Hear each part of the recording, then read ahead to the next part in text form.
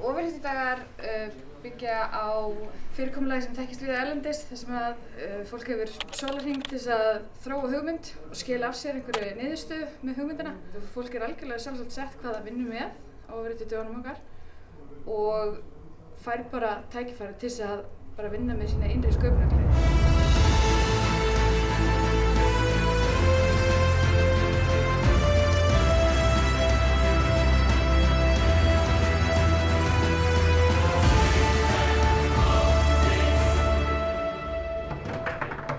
Fólk alltaf í síauknum mæli fyrir að vera með svona smart úr og eitthvað svona og fylgjast með svefngögnum meðal annars og við erum að vinna í heilbrigðislausnum þar sem svona heilsuvera síðan sem að fólk getur notað rafrænt skilríki til að skrá sig inn á. Þannig við komum með einhverjum pælingum með það að reyna að búa til eitthvað app sem getur lesið gögnin að tengst við úrið og lesið gögnin og settið inn í heilsuveru. Let's say that we have a patient that has some symptoms. And instead of going online and Googling and always getting the answer that he has cancer, he's going to get some real medical advices and information. Þetta svona AI-abi, þetta svona assistant frá IBM sem við getum notað til þess að þjálfa í að þekkja ákveðin lykilorð og hverju hann á að svara ef hann pikkar upp þessi lykilorð. Í rauninni þá getur þú skrifað ég með hausverk og þá færðu ykkur gáfuleg svör tilbaka. Þetta snýst aðalega að líka bara fá hugmyndir og sjá hvað við getum gert. Við getum gert ótrúlega hluti og ekki bara svolítið að brainstorma, brjóta heilann og sjá hvað framtíðin getur verið. Við ætlum að gera spjallbotta fyrir netverslænir.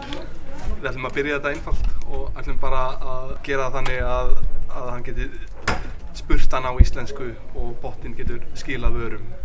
Við erum að nota plattform sem heitir Wit.ai sem sér gervigreindina fyrir okkur og notum síðan Messenger bara fyrir samskiptin. Við erum basically bara að demba okkur í djúpu laugina núna sko. Við erum ekki með neina reynslu af AI virkni sko. Þetta viðverið kerfi sem notar facial recognition til að stimpla þinn. Þannig að þú þarft ekki að stimpla þinn og þá ertu skráður sjálfkrafa inn í húsið.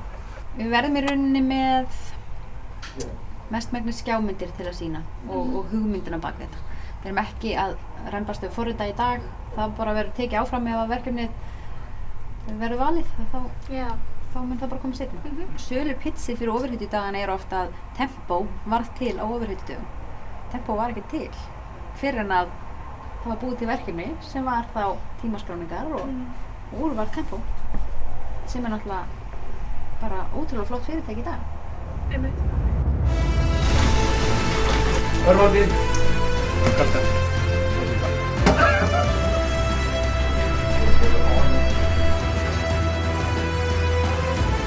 Það þarf að fylla alla á sælgæti og orkudrykkjum. Nauðsynlegustu hlutirnir þegar við erum að vinna svona sólarhringsvinnu.